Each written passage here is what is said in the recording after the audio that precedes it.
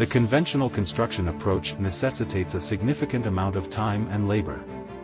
However, we are currently introducing a cutting-edge technology known as nanorobotics, which has the capability to swiftly position minuscule robots to construct a building in an instant.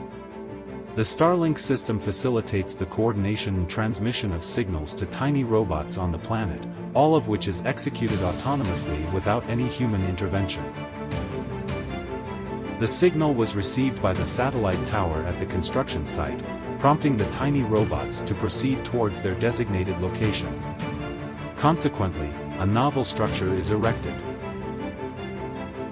Let us examine the recently erected structure, and subsequently, we can proceed to enter the edifice for further exploration.